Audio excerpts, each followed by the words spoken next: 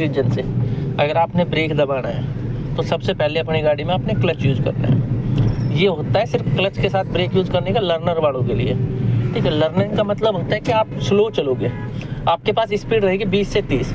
अगर आप बिना क्लच दबाए अगर आप ब्रेक दबाते हो गाड़ी में तो आपकी गाड़ी डायरेक्टली बंद हो जाएगी। उसका रीज़न ये होता है कि आपको अभी इतना आइडिया नहीं है कि आपने क्लच कब कितना दबाना है और ब्रेक कब कितना दबाना है।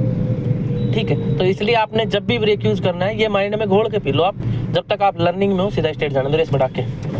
ठीक है, जब तक आप लर्निंग में हो, जब तक आप गाड़ी सीख रहे हो, तब तक आपने कभी भी ब्रेक यूज करना है तो आपने क्लच दबा के करना है। पहले क्लच और फिर ब्रेक। आपने किसी भी रीजन से आपने क्लच दबाना है तो आपका रेस वाला पैर उठ के हमेशा ब्रेक पे आना चाहिए। चाहे आप उसको घेर डालने के लिए दबा रहे हो, चाहे आप उसको ब्रेक लगाने के लिए दबा रहे हो, चाहे आप उसको रोकने के लिए दबा रहे हो।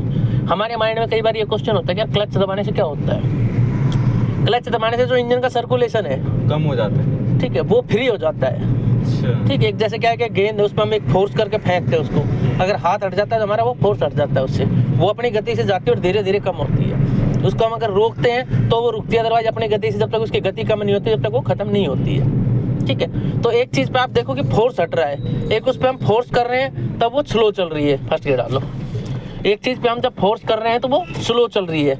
अगर गियर में आप गाड़ी को छोड़ते हो और 50 की स्पीड पे है तो वो ज़्यादा से ज़्यादा हमारी गाड़ी चलेगी 200 मीटर। ठीक है, अगर वही चीज़ 50 की स्पीड पे आप क्लच दबा लेते हो तो वही गाड़ी हमारी 400 मीटर तक जाएगी।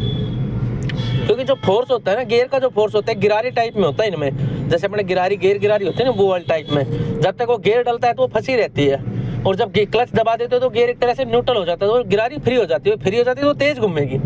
तो हमेशा गाड़ी की क्लच दबाने से गाड़ी की स्पीड बढ़ेगी, कभी भी कम नहीं होगी।